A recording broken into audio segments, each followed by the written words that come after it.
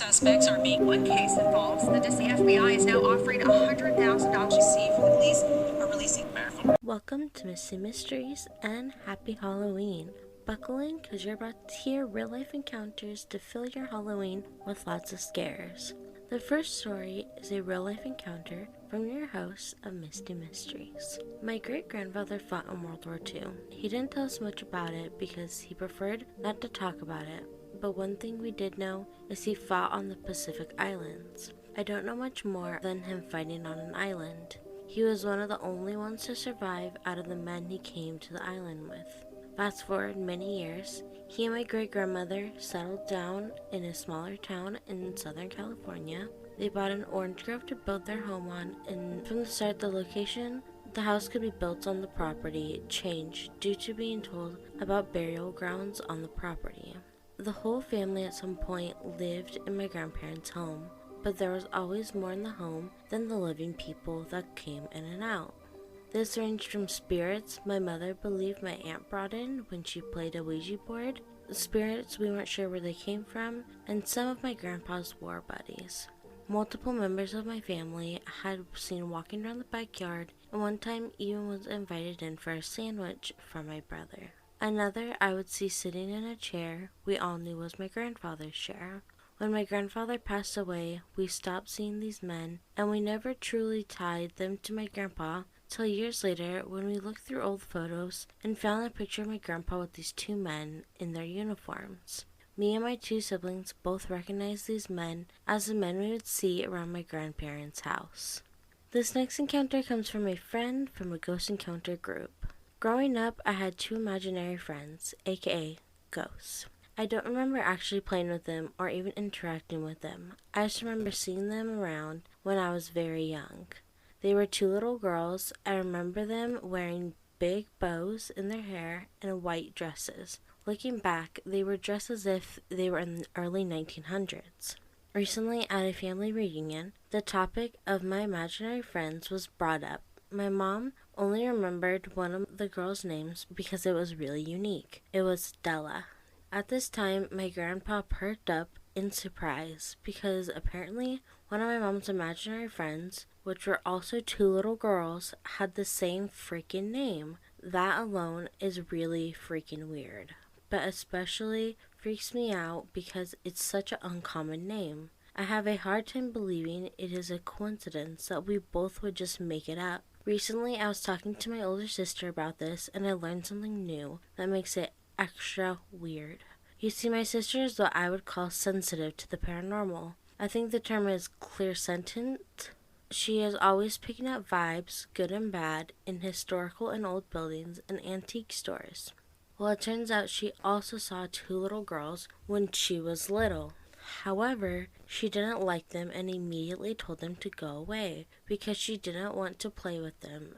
After this, she never saw them again, so I can't confirm it was Della again. However, there is one small piece of information that I never told anyone. One of the little girls was white, and the other was African American. I repeat, I have never mentioned this to anyone. Can you guess how my sister described the girl she saw?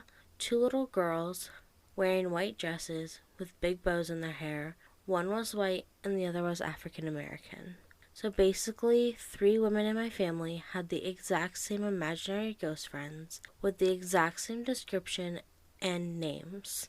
We all experienced them in different homes, even different states, with about 30-year difference from when my mom saw them to when I did.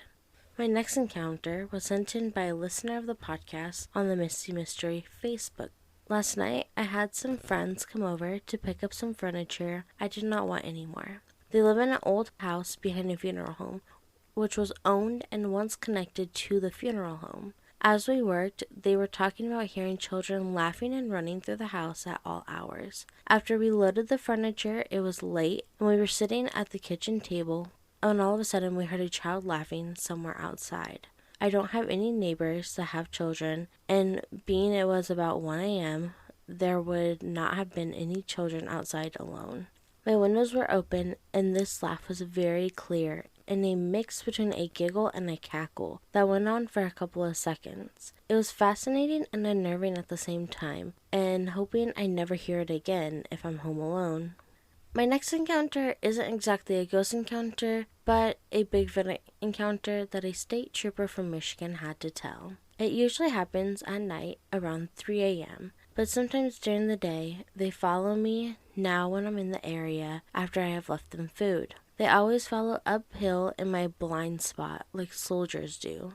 Sometimes they just stand away from me and look at me. This last time, there were 3 other people with me, heard whoops in a large rockland 40 feet away from us. Then, brush crashing. One individual 7 foot tall, 100 feet away, looking over 3 falls. Others with me observed that one. I approached and spoke in Native American Salvish, "Come here, friend." A female individual stepped from behind a tree 30 feet away from me, looked at me, then smiled shyly and stepped back from the tree. She smiled at me and had very white teeth. I do not seek them, only furnish them some food when they're in the area, so they will leave me alone. Do not want any problems with them, only a relationship based on mutual respect for each other. They seem very intelligent, and I have heard them speak to each other a couple of times. These creatures are very shy. If you hold up anything in front of their face, they will hide. I am trying to get them to come into my camp and attempt to communicate up close to them if I'm able to capture that. Then the video will be seen. My last few stories for Halloween night come from Redditors named Warscribe and Secret Thought. The first one is from Warscribe. I knew a guy who thought all things paranormal were nonsense and laughed at the mere thought there could be truth to anything outside of what was accepted.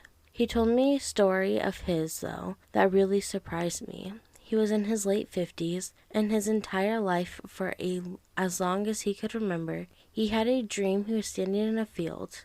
It was always the exact same layout, rolling hills, and he could see a tree line from a vantage point. The only real landmarks were a lone tree and a wooden fence. Every time during the dream, he felt as if there was a young boy, and he could feel there was a large group of men with him, seemingly behind him. He never told a soul, not his wife, nor his kids. One day he took his family to Gettysburg on a vacation.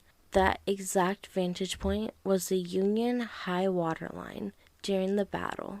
It definitely disturbed him, but he still refused to consider it as being paranormal. This next story comes from Secret Thought. I still have a very short memory of a dream, although I can't remember actually having the dream, just the dream itself. It starts with a woman who my dream self-identifies as my mother, screaming for my safety. I turn around from whatever I was doing on the dirt road in a busy city to see the terror on her face. Then something crashes into me. I immediately got upset about the extremely consequential accident. I had plans and strategies for this life, and I now have to start over. Based on the angle of my vision in this scene, I can guess my height and say that the dream figure was about 6 or 7 years old. Also, the fact that it was a dirt road in a busy city makes me think it was India or something. Although I can't say for sure what the skin tone of my mother was, it might have helped.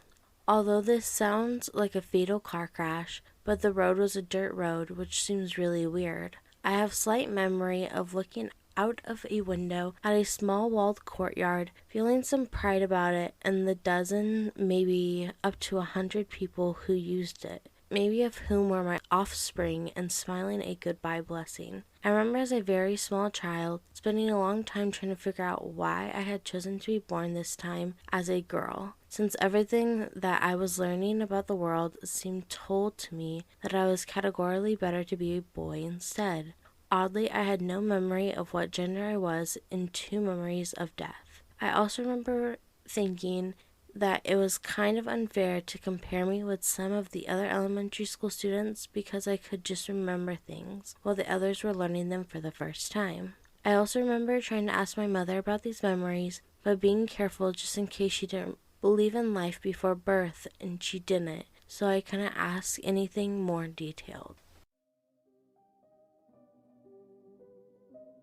Have you heard of Anchor? Anchor is the easiest way to make a podcast. When I started Misty Mysteries, I didn't know where to go, and Anchor helped me get Misty Mysteries started without charging me an arm and a leg. Anchor is really my suggestion for anyone looking to start a podcast. It has tools that allow you to record and edit in-app or on the website. Anchor distributes your podcast on all the listening places such as Spotify, Apple Podcasts, Google Podcasts, Good Pods, and all your favorite listening places. It's everything you need to make a podcast all in one place, and best of all, it's totally free, all on Anchor FM and on the Anchor app.